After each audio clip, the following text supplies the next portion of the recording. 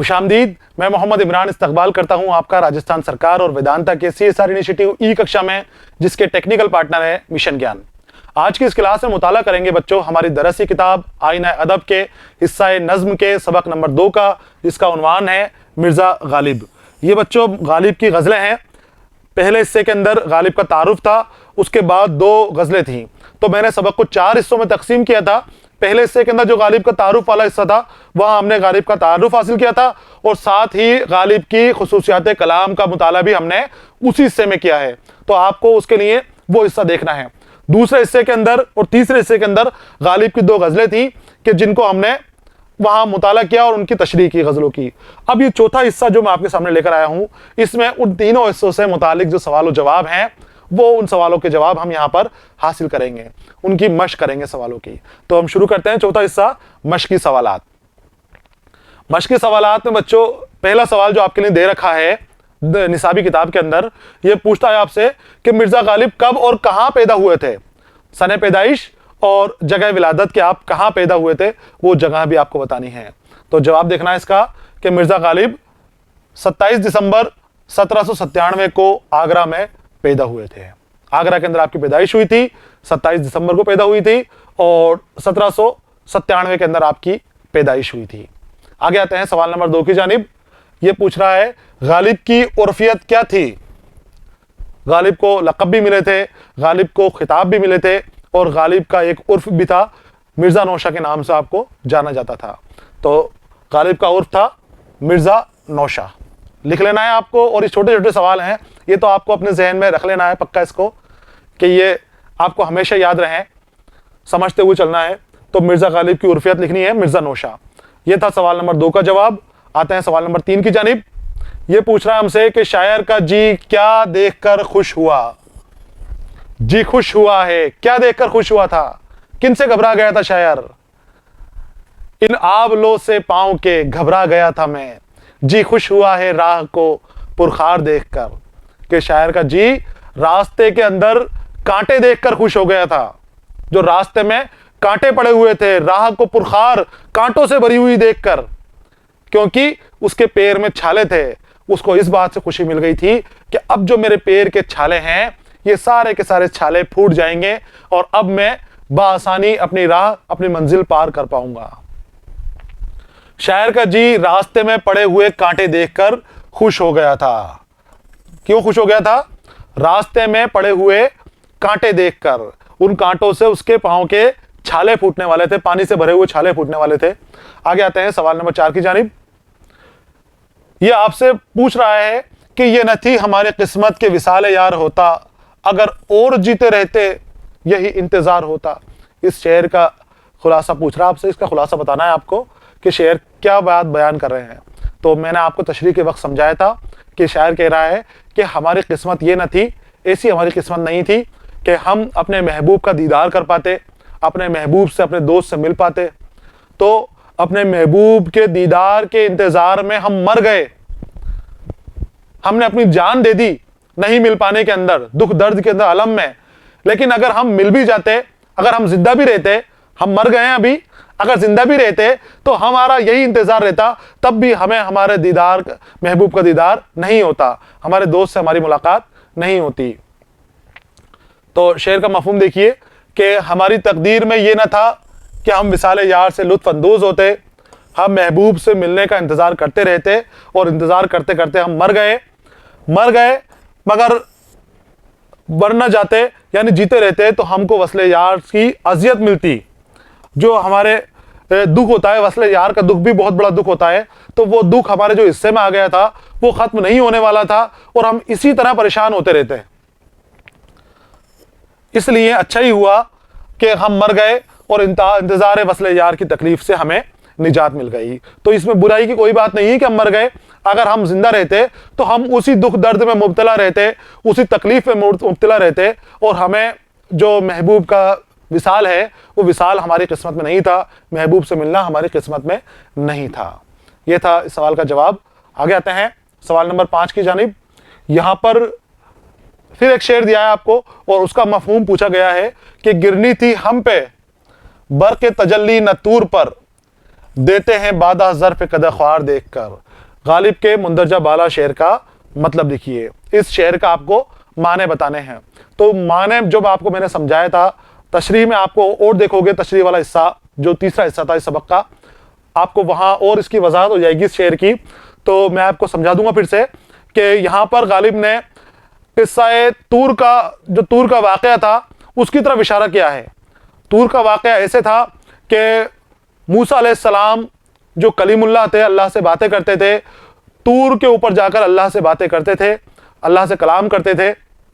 तो वहां आपने एक बार अल्लाह से बात करते करते अल्लाह को देखने की ख्वाहिश जाहिर कर दी कि या रब मैं तुझे देखना चाहता हूं।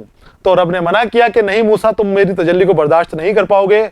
मूसा जिद के ऊपर अड़े रहे कि नहीं मैं देखना ही चाहता हूं आपकी तजल्ली, मैं रब का दीदार करना चाहता हूं। तब बहुत मना करने के बाद जब नहीं माने तो रब ने कहा कि ठीक है, मैं पहले अपनी तजल्ली इस पहाड़ को दिखाता हूं, तूर के ऊपर मेरी तजल्ली डालता हूं। अगर ये तूर बर्दाश्त कर लेगा मूसा तो तुम भी बर्दाश्त कर सकते हो, फिर मैं तुम्हें दिखा दूंगा। तो थोड़ा दूर हट गए मूसा और रब ने तूर के ऊपर अपनी तजल्ली डाली। तो तूर रब की तजल्ली से जलकर खाक हो गया, राख बन गया। और मूसा उसको पहाड़ को लरसता हुआ देखकर, खाक बन के देखकर बेहोश हो गए सदमे से। तजल्ली, वो पहाड़ को जलता हुआ नहीं देख पाए, तो रब की तजल्ली क्या देखते, किस तरह से देखते। तो वो पहाड़ की उस वाक़े की तरफ इशारा किया है इन्होंने, गालिब ने, और कहते हैं कि जो तूर पर तजल्ली गिरी थी, तूर पहाड़ जल गया था, तो वो तजल्ली तूर पर नहीं हम पर गिरनी चाहिए थी। ये यहाँ पर जो अशरफुल मखलूकात है, इंसान के बारे में बात करते हैं कि अगर इंसान के ऊपर वो तजल्ली गिरती तो हो सकता है कि इंसान उसको बर्दाश्त कर लेता, क्योंकि इंसान अशरफुल मखलूकात है, तूर पहाड़ से ज्यादा अफजल है, अफजलुल मखलूकात है। तो अगर उसके ऊपर वो तजल्ली गिरती इंसान के ऊपर तो शायद वो उसको बर्दाश्त कर सकता था, वो उसको जज्ब कर लेता, लेकिन तूर उसको जज्ब नहीं कर सका। और फिर मिसाल दिए उन्होंने कि तूर के ऊपर गिरा दी बिजली, नहीं गिरनी चाहिए थी, क्योंकि पीने वाला जो होता है, शराब पीने वाला, देते हैं बादा, बादा का मतलब होता है शराब, और ज़र्फ यानी गुंजाइश, उसकी समाहट कितनी है, उसकी बर्दाश्त करने का मादा कितना है। देते हैं बादा ज़र्फ है कदाख्वार देखकर, शराबी, कदाख्वार शराबी देखकर। तो शराबी को जब शराब देते हैं, प्याला पीने के लिए देते हैं, तो उसको उसकी औकात देखकर देते हैं कि वो कितनी शराब बर्दाश्त कर पाएगा, कितना उसका बर्दाश्त करने का मादा है, कितना ताकत है उसके अंदर कि वो कब तक शराब पीता रहेगा। अगर उसका एक प्याले की बर्दाश्त का मादा है कि एक प्याले के अंदर ही बेहोश हो जाएगा, तो उसको एक प्याले से भी कम दिया जाता है। और जिसकी ज्यादा बर्दाश्त करने की कुव्वत हो, ज्यादा ताकत हो, तो वो ज्यादा पी सकता है। तो जब शराबी को शराब देते हैं तो उसका बर्दाश्त करने का मादा देकर देते हैं, उसकी गुंजाइश देखकर देते हैं। शराब जितनी वो बर्दाश्त कर सकता है उतनी ही उसको दी जाती है। तो रब ने तूर के ऊपर तजल्ली गिराई, तो तूर का तो बर्दाश्त करने का मादा ही नहीं था, तूर उस तजल्ली को बर्दाश्त ही नहीं कर सकता था। तो जब बर्दाश्त नहीं कर सकता था तो तूर के ऊपर नहीं गिरानी चाहिए थी, वो बर्दाश्त तो हम कर सकते थे, अशरफुल मखलूकात, तो हमारे ऊपर गिरानी चाहिए थी, हम उसको बर्दाश्त कर सकते थे। देखिए अब इसका मफहूम आपको लिख लेना है। इस शेर में गालिब कह रहे हैं कि वो जो तूर पहाड़ के ऊपर तजल्ली गिरी थी, जिसकी वजह से तूर पहाड़ जलकर खाक हो गया था, स्याह पड़ गया था, तो वो तजल्ली तूर पहाड़ पर नहीं मेरे ऊपर गिरनी पड़ती थी। मेरे ऊपर जो है अशरफुल मखलूकात की तरफ इशारा किया है गालिब ने, इंसानों की तरफ इशारा किया है। तूर पहाड़ उस तजल्ली को बर्दाश्त ना कर सका, लेकिन मैं उस पर बर्दाश्त कर सकता था।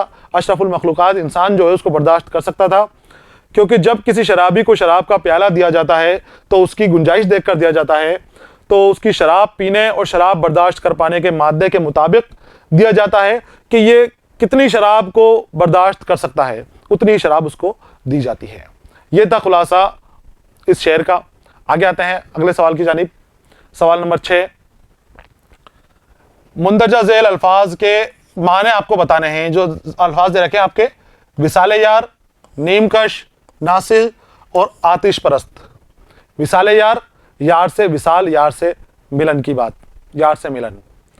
नीमकश, नीमकश आधा खिंचा हुआ। नीमकश किसे कहेंगे?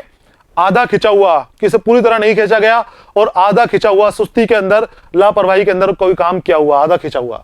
नासी होता है बच्चों नसीहत करने वाला, और आतिश परस्त होता है आग की पूजा करने वाला। आतिश यानी आग होता है, परस्त पुजारी मानने वाला। विसाले यार दोस्त से मुलाकात, आधा खिंचा हुआ नसीहत करने वाला और आग की पूजा करने वाला। ये थे विसाले यार, नीमकश, नासी और आतिश के माने। ये मफहूम भी आपको अपनी नोटबुक के अंदर लिख लेना है, याद भी रखना है इनको साथ के अंदर। जब भी आप लिखो तो लिखने के बाद उसको समझने की कोशिश किया करो। आपको रटने के ऊपर ध्यान नहीं देना है, रट्टा नहीं मारना है, हर चीज को आपको समझना है। अगर रट लोगे तो इम्तिहान तो दे दोगे लेकिन उसके बाद भूल जाओगे। ये हमेशा आपके काम आने वाली चीजें हैं, आगे आगे क्लासों के अंदर भी चीजें आपके काम आने वाली हैं। अगला शेर है कि मिर्जा गालिब की पहली गजल के शेर नंबर 2, 3, 4 और 8 और दूसरी गजल के शेर नंबर 4, 6 और 8 का मतलब लिखिए। तो इन गजलों के मतलब आगे दे रखे हैं, जो मैं आपको बता देता हूं जल्दी जल्दी। हालांकि इनकी पूरी तरह से तशरीह आपको तीसरे और दूसरे हिस्से के अंदर मिलेगी, वहां भी आपको इनके गजल के नंबर देखकर देख लेने हैं। तो पहला शेर है इसके अंदर कि तेरे वादे पर जिए हम तो ये जान झूठ जाना। पहली गजल से लिया गया है ये कि तेरे वादे पर जिए हम तो ये जान झूठ जाना, कि खुशी से मर ना जाते अगर एतबार होता।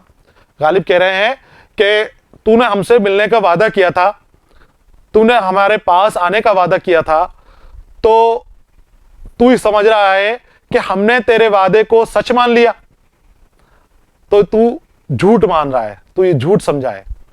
तेरे वादे को हमने सच नहीं माना था। अगर तेरे वादे पर जिए हम तो ये बात को सच मानता है ना, तो ये जान झूठ जाना, तो ये जान ले कि तूने झूठ जाना था, तो ये समझ ले कि वो तूने झूठ माना था। हम तेरे वादे के ऊपर एतबार ही नहीं किया था हमने, हमें पता था कि तू झूठ बोलता है। अगर हमें तेरे वादे पर एतबार होता तो हमें तुझसे मिलने की इतनी खुशी होती कि हम खुशी से मर जाते। तुझसे मिलने की खुशी के अंदर हम अपनी जान दे देते, इतनी खुशी हमें मिलने वाली थी। लेकिन हमें पता है कि तू झूठ बोलता है।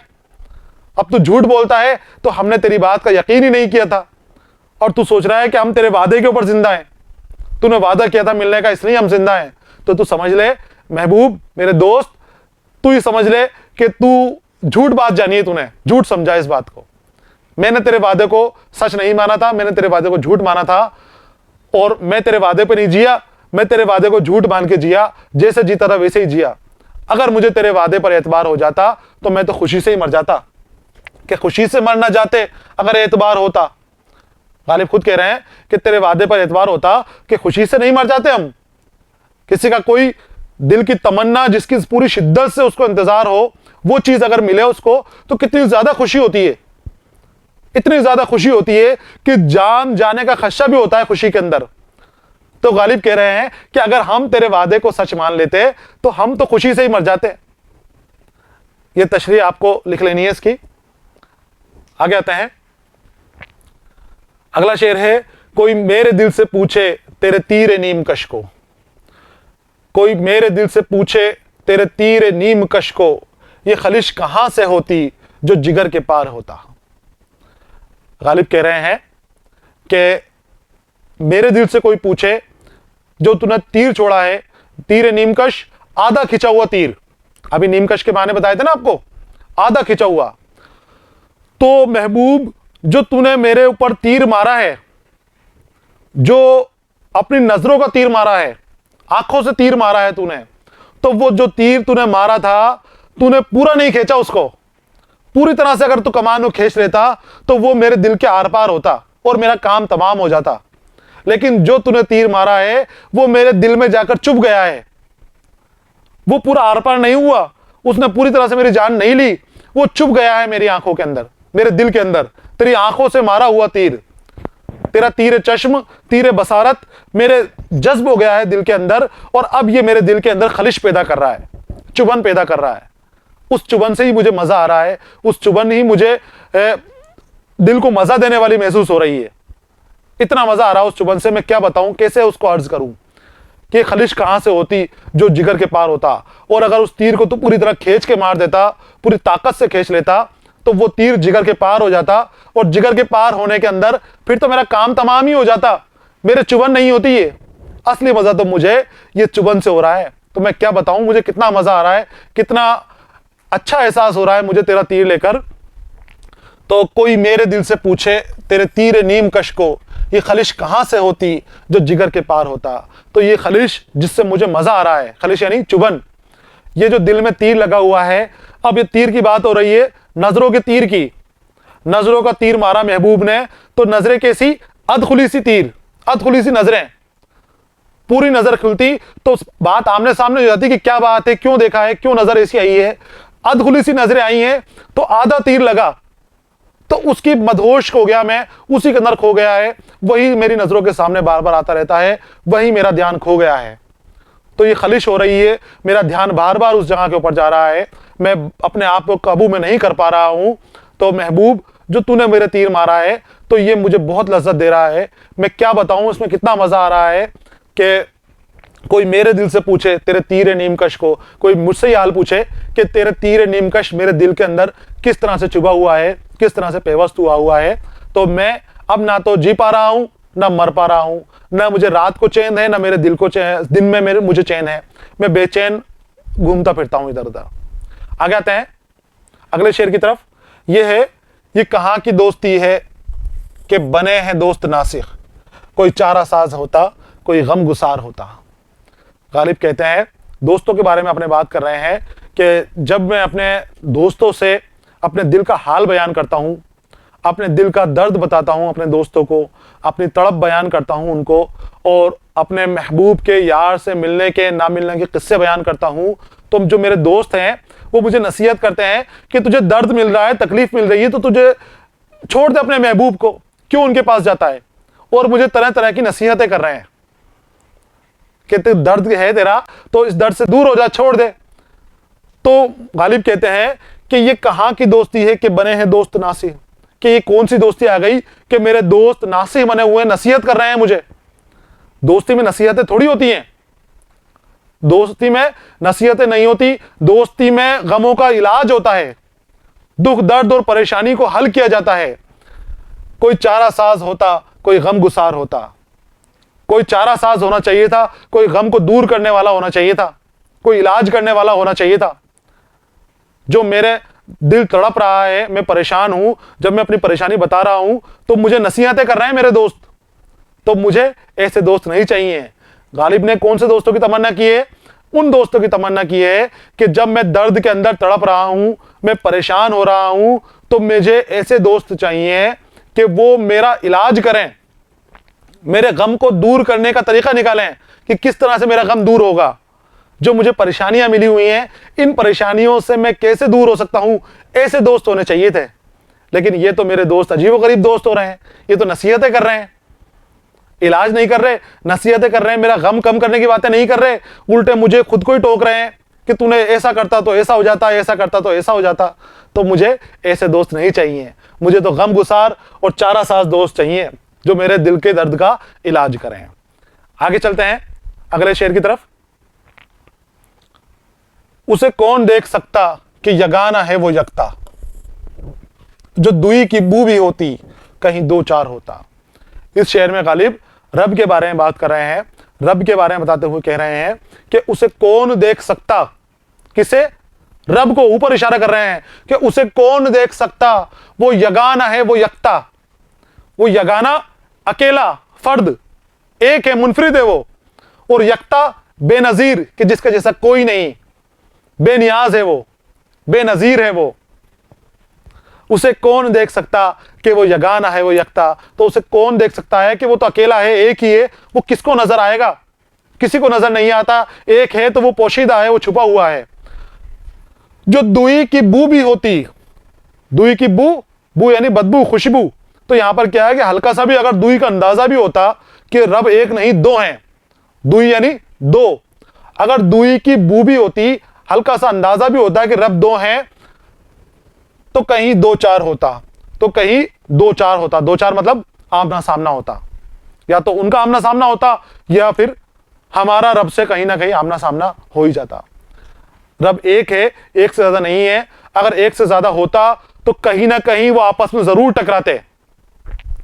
जब दो पावरफुल आदमी एक जगह हो जाते हैं तो उनका पावर आपस में जरूर टकराता है।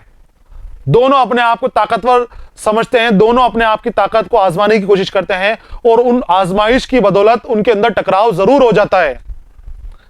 तो जो टकराव होता तो पता चल जाता कि वहां इतने बड़े शख्स टकरा रहे हैं, खुदा दो हैं वो टकरा रहे हैं, लेकिन ऐसा टकराव कभी आज तक नहीं हुआ। ऐसा दो चार कभी आमने सामने हुए ही नहीं, कभी नजर ही नहीं आए रब एक से ज्यादा। तो फिर इसका माने यह है कि रब एक ही है, वो यगाना है, वो यकता है और उसके अलावा कोई नहीं है, सिर्फ एक ही रब है। तो ये कहते हैं कि उसे कौन देख सकता कि यगाना है वो यकता, जो दुई की बू भी होती तो कहीं दो चार होता। और अगर दो से ज्यादा रब होते, एक से ज्यादा रब होता, तो कहीं ना कहीं जरूर टकराता रब एक दूसरे से और आमना सामना हो ही जाता, क्योंकि दोनों ताकतवर रहते और दोनों अपना असर दिखाते, तो कहीं ना कहीं सामना रब का आपस में हो ही जाता। अगले शेर की तरफ आते हैं। आता है मेरे कत्ल को, आता है मेरे कत्ल को, पर जोश रश्क से मरता हूं उसके हाथ में तलवार देखकर। यहां गालिब इस शेर में कह रहे हैं कि महबूब मेरे कत्ल के लिए आ रहा है, मुझे कत्ल करने के लिए मेरी तरफ आ रहा है, लेकिन मैं उसको देखता का देखता ही रह गया। जो उसकी खूबसूरती है, जो उसकी अदाएं हैं और उसके हाथ में जो तलवार है, उस तलवार को देखकर मैं अपने जोश रश्क से खुद ही मर रहा हूं। मैं अपने जो रश्क करने का मेरा जज्बा है, जलन है, उस जलन की वजह से इतनी जलन बढ़ गई मेरा जोश इतना बढ़ गया है, रश्क इतना बढ़ गया है कि वो जोश में आ गया है और वो जोश की वजह से ही मैं मर रहा हूं। तलवार देखकर महबूब के हाथ में मेरी मौत हो जाएगी। इतना खूबसूरत, इतना दिलकश वो लग रहा है। इस तरह की अदाएं महबूब बिखेर रहा है। तो जब वो बन ठन कर आ रहा है तो ऐसा लग रहा है कि जैसे वो मेरा कत्ल करने के लिए आ रहा है, हाथ में तलवार है, तो तलवार देखकर ही मैं जोश से मर रहा हूं, रश्क करके अंदर मर रहा हूं। अगले शेर को देखते हैं। वह हंस रहा था कि यार ने खींचा सितम से हाथ, हमको हरी से लज्जते आसार देखकर। इस शेर में गालिब कहते हैं, अफसोस जाहिर कर रहे हैं, वह हंस रहा था कि हाय अफसोस, जो मेरा महबूब था उसने हमारे ऊपर जुल्म सितम करने भी बंद कर दिए। अब वो हमारे ऊपर जुल्म सितम नहीं कर रहा है, हमें परेशान नहीं कर रहा है। क्यों नहीं कर रहा है? हमको हरीस, हरीस यानी लालची, लालच करने वाला, लज्जते आजार देखकर, दुख दर्द की लज्जत के लेने वाला, दुख दर्द की लज्जत यानी मजा और आजार यानी दुख दर्द, बेचैनी। तो जब महबूब ने हमें देखा कि हम तो दुख दर्द के, जुल्मों सितम के भी लालची हो गए हैं, अब हमें जुल्मों सितम के अंदर मजा आ रहा है और हम लालच के अंदर बार बार अपने दोस्त के सामने जा रहे हैं कि वो हमारे ऊपर जुल्म सितम करे, हमें परेशान करे, हमें सजाएं दे, हमें आज़ार दे। तो उन तकलीफों से जब हमें मजा आ रहा है तो हमारे महबूब ने, जो हमें मजा देना ही नहीं चाहता, जो हमें आराम देना ही नहीं चाहता, वो नहीं चाहता कि इसको किसी तरह से लज्जत आए, तो उसने दुख दर्द और जुल्म सितम करना भी बंद कर दिया है। क्योंकि हमें दुख दर्द में आराम आ रहा था, लज्जत मिल रही थी, तो उसने वहां से भी अपने हाथ खींच लिए। अब उसने दुख दर्द देना भी, जुल्म सितम करना भी बंद कर दिया कि मैं जो जुल्म सितम कर रहा हूं ये तो उसमें भी लज्जत ले रहा है और महबूब हमें लज्जत देना ही नहीं चाहता, आराम देना ही नहीं चाहता। तो उसने हमें छोड़ दिया है, हमें अपने हाल के ऊपर छोड़ दिया है। अब उसने अपना हाथ खींच लिया है, हमें आराम, दुख दर्द देने से भी परेशान करना छोड़ दिया है। आगे है अगला शेर कि गिरनी थी हम पे बर्क तजल्ली न तूर पर, गिरनी थी हम पे बर्क तजल्ली न तूर पर, देते हैं बादा ज़र्फ कदा ख्वार देखकर। ये शेर अभी पीछे भी आया था और इसका मफहूम हमने पहले किया है, तो जो पूरा मफहूम है तशरीह आपको पीछे से लेनी है। यहाँ से न तलमी इस्तेमाल हुई है इसके अंदर, पीछे आपको देखनी है इसके सवाल के अंदर, और बार बार हमारे क्योंकि रिपीट हो रही है, वक्त कम है, इसको हम आपको रवानगी से मैं आपको बता देता हूं एक बार और उसके बाद फिर हम आगे चलते हैं कि गिरनी थी हम पे बर्क तजल्ली न तूर पर। तो गालिब कहते हैं कि जो तूर के ऊपर बिजली गिरी थी, बर्क तजल्ली गिरी थी, रब की तजल्ली, रब ने तजल्ली दिखाई थी और तूर पहाड़ जल गया था, तो वो तूर के ऊपर नहीं गिरनी थी, वो हमारे ऊपर गिरनी चाहिए थी कि अगर हम पर गिरती तो हम उसको बर्दाश्त कर लेते। तूर उसको बर्दाश्त नहीं कर पाया और इसकी मिसाल दी है कि जब शराबी को शराब का प्याला देते हैं तो उसकी औकात देखकर देते हैं, उसकी गुंजाइश देखकर देते हैं कि वो कितनी बर्दाश्त कर सकता है। जितनी बर्दाश्त कर सकता है उसको उतनी ही दी जाती है, उससे ज़्यादा उसको नहीं दी जा सकती। और तूर को भी उतना ही देना था जितनी बर्दाश्त कर सके, लेकिन तूर तो बर्दाश्त करने के लायक ही नहीं था। तो जैसे ही उसको बर्क तजल्ली उसके ऊपर पड़ी तो वो जलकर खाक हो गया। आगे आते हैं, यहाँ पर मिर्जा गालिब के हालात ज़िंदगी और तर्ज तहरीर की खुसूसियात आपको देखनी है। हालात ज़िंदगी पर रोशनी डालिए और उनकी शायरी खूबियों को बयान कीजिए। तो पहले हम मिर्जा गालिब के सवाने हयात देखेंगे और उसके बाद उनकी जो खुसूसियात कलाम है उनके बारे में बात करेंगे। देखिए आप कि मिर्जा असदुल्ला खान नाम, असद और गालिब आपके तखल्लुस थे, असद और गालिब आपके तखल्लुस थे। मिर्जा नौशा लक़ब और नजमुद्दौला दबीरुल मुल्क निज़ाम जंग खिताब थे। गालिब की विलादत 27 दिसंबर 1797 को बमुकाम आगरा हुई। गालिब के वालिद का नाम अब्दुल्ला बेग और वालदा का नाम इज़्ज़तुन्निसा बेगम था। गालिब के वालिद के इंतकाल के बाद उनकी तालीम और तरबियत और परवरिश की जिम्मेदारी उनके चचा नसरुल्ला बेग से हुई, जो आपके अजदाद हैं वो तुर्की से आए हुए थे। तुर्की से मुगलिया सल्तनत के वक्त आए, मुगलिया हुकूमत के वक्त आए और मुग़ल दरबार के अंदर मंसूब हो गए, मुलाजिमत हासिल कर ली आपके दादा ने, और उसके बाद आपका वाबस्ता रहे आप भी। आपके जो वालिद हैं वो भी अलग अलग रियासतों के अंदर मुलाजिम रहे, अलग अलग रियासतों की तरफ से जंगें भी लड़ी आपने, और अलवर रियासत की तरफ से ही जंग लड़ते हुए आप हलाक हुए थे, शहीद हुए थे। आपके वालिद के शहीद होने के बाद जो आपकी जिम्मेदारी थी आपके चचा ने संभाली, और चचा के बाद आपकी पेंशन बना दी गई। चचा की जो पेंशन बनी थी उस पेंशन में से ही गालिब का भी हिस्सेदारी थी, तो उसी के अंदर इनका भी गुजारा चल रहा था। आपकी गालिब की जो जिंदगी है वो बहुत अच्छी नहीं गुजरी थी, बहुत अच्छी नहीं गुजरी थी। परेशानियों के अंदर आप शुरू से ही मुब्तला रहे हैं, 2-4 रहे हैं। चंद सालों बाद गालिब के चचा का भी इंतकाल हो गया, लिहाजा गालिब का बाकायदा तालीम हासिल नहीं कर सके। तो वालिद साहब का पहले इंतकाल हो गया था, बाद में चचा साहब का भी इंतकाल हो गया। तो जो तालिबे इल्म होते हैं उनकी सरपरस्ती होना ज़रूरी है। तो गालिब के सरपरस्ती चले गए तो वो बाकायदा तालीम हासिल नहीं कर सके। बाद में गालिब आगरा को खैराबाद कहकर दिल्ली चले जाए और दिल्ली में उनकी शादी उमराव बेगम से हुई। दिल्ली में ही बहादुर शाह जफर से कुर्बत हो जाने के सबब जिंदगी बआसानी से गुजरने लगी। तो आगरा में जब परेशानियां बढ़ने लगी, बहुत ज़्यादा होने लगी, तो ज़हीन थे आप, दिल्ली आ गए और दिल्ली में आपकी शादी उमराव बेगम से हो गई। और फिर आप सुखन करते रहे, शायरी करते रहे। आपकी मुलाकात किसी ने बहादुर शाह जफर से कराई, बहादुर शाह जफर से आप मिले तो आपकी जो मुआशी तंगी थी, तंग हालत थी आपकी, वो कम हुई। बहादुर शाह जफर ने आपका वजीफा बना दिया। ज़ौक़ के इंतकाल के बाद बहादुर शाह जफर ने उन्हें अपना उस्ताद मुकर्रर किया। गालिब माने हुए उम्दा पाए के असतिज़ा के अंदर शुमार होता था, ज़ौक़ भी उस्ताद थे। ज़ौक़ का जब इंतकाल हो गया, बहादुर शाह जफर के उस्ताद थे ज़ौक़ का इंतकाल के बाद आपको ज़ौक़ की जगह बहादुर शाह ने अपना उस्ताद मुकर्रर कर लिया। और जब उस्ताद मुकर्रर कर लिया तो आपकी जो परेशानियां जितनी भी थी वो सारी की सारी खत्म हो गई और बासानी आपकी जिंदगी गुजरने लगी। लेकिन ये आसानियां, ये जो कम गम थे, ये ज्यादा दिन, अच्छे दिन जो थे आपके, ये ज्यादा दिन नहीं टिक सके। 1857 का गदर हो गया, जंग आज़ादी की तहरीक शुरू हो गई। तो उस वक्त बहादुर शाह जफर को गिरफ्तार कर लिया गया और किले से जो भी वाबस्ता लोग थे उन सबको परेशान किया गया, तरह तरह से उनको सताया गया।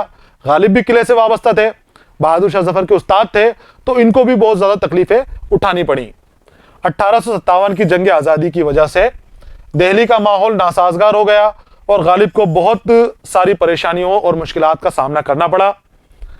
आखिरी उम्र में गालिब सख्त बीमार रहने लगे और दिन ब दिन उनकी सेहत गिरती चली गई। आखिरकार 15 फरवरी 1869 को दिल्ली में आपका इंतकाल हुआ। तो उसके बाद जब 1857 का गदर हो गया, गदर के बाद अंग्रेज़ों ने आपको बहुत परेशान किया, तरह तरह से परेशान किया। पेंशन भी आपकी बहुत कम कर दी गई थी, पहले बंदी कर दी गई थी, फिर गालिब ने जैसे तैसे करके शुरू करवाई तो बहुत कम पेंशन आपको मिलती थी। तो बहुत ख़राब हालात आपके आखिरी दिन थे, आखिरी दिन आपके बहुत ख़राब हालात के अंदर गुजरे। मुआशी तंगी थी, बहुत ज़्यादा बीमार हुए हो गए थे, जिसने भी साथ छोड़ दिया था। और इसी हालात के अंदर 15 फरवरी 1869 को दिल्ली में ही आपका इंतकाल हुआ और आपको दरगाह निज़ामुद्दीन औलिया रहमतुल्लाह अलैह के करीब ही सुपुर्द खाक किया गया, वहीं पास में आपको दफनाया गया। आगे आते हैं मिर्ज़ा गालिब की खुसूसियात कलाम की तरफ। कलाम की क्या क्या खुसूसियात हैं? तो मिर्ज़ा गालिब को शेर गोई का बचपन से शौक़ था। पहले फ़ारसी और बाद में उर्दू शायरी करने लगे। मिर्ज़ा अपनी गैर मामूली जहानत और जद्दत पसंद तबीयत के सबब बहुत जल्दी कामिल असातिज़ा में शुमार हो गए थे। नयापन था, आपकी शायरी के अंदर रवानगी थी और जद्दत पसंदीदा शायर थे आप, तो बहुत मशहूर हो गए, अच्छी गज़लें आपकी लिखी गई। गालिब ज़हीन और साहिब फ़िक्र इंसान थे। उन्होंने उर्दू गज़ल को अपने अछूते अंदाज से मालामाल किया। मिर्ज़ा ने गज़ल में नित नए तजुर्बे किए, फ़िक्र की गहराई और गीराई और नादिर ख़यालात और शायरी में आफाकियत पैदा की। गालिब ने अपने कलाम में हुस्न व इश्क के जज्बात और एहसासात को बड़े हकीमाना अंदाज में पेश किया। ख़यालात की बुलंदी, तफक्कुरात, तख़य्युल की नुदरत और जद्दत पसंदी के साथ कलाम में शोखी और ज़राफ़त का अंसर भी बहुत नुमाया है। यह आपके कलाम की खुसूसियात है। जो गालिब के कलाम की खुसूसियात जो पहला हिस्सा था उसमें भी हम इसका मुताला कर चुके हैं, वहाँ भी आपको इसको देखना है। गालिब को फ़ारसी ज़ुबान पर भी गैर मामूली कुदरत हासिल थी, इसलिए उनके कलाम में जहाँ बजा फ़ारसी तराकीब का इस्तेमाल कसरत से मिलता है। फ़ारसी के बहुत अच्छे आलिम थे, तो फ़ारसी के अच्छे जानकार होने की वजह से आपके कलाम के अंदर फ़ारसी के अल्फाज भी बहुत अच्छे और आसान अंदाज से मिलते हैं। शुरू में आपने मुश्किल अल्फाज भी इस्तेमाल किए थे, लेकिन जब लोगों ने इस्लाह की, आपकी बताया कि आसान अल्फाज इस्तेमाल कीजिए, तब आपने फ़ारसी के सहल और आसान अल्फाज भी इस्तेमाल किए। गालिब ने गज़ल में आम रविश से हटकर मौज़ूआत और मज़ामीन का इंतखाब किया। गज़ल को हुस्न व इश्क के महदूद दायरे से निकाल कर उसमें हकीमाना और मसरूफ़ाना ख़यालात के ज़रिए उसमें वुसअत और तनव्वु पैदा किया। बात से बात निकालने का हुनर, इख्तिसार, मानवियत, जामियत और तख़य्युल की अज़मत, बुलंदी गालिब के कलाम की खुसूसियात में है। गालिब की शख्सियत उर्दू अदब के लिए वो सरमाया है जिसकी चमक रहती दुनिया तक कायम रहेगी। गालिब ने उर्दू अदब को वो अता किया है जो कोई और शायर, कोई और शख्सियत नहीं दे पाई है। उर्दू अदब हमेशा गालिब का एहसानमंद रहेगा और गालिब की याद को हमेशा अपने अंदर संजोए रहेगा। इसी के साथ बच्चों, ये हमारा सबक मुकम्मल हो गया है। चारों हिस्से इसके मुकम्मल हो गए हैं। अगले सबक के साथ में फिर आपके सामने हाजिर रहूँगा। तब तक के लिए इजाज़त दीजिए। पढ़ते रहिए, खुश रहिए। अलविदा।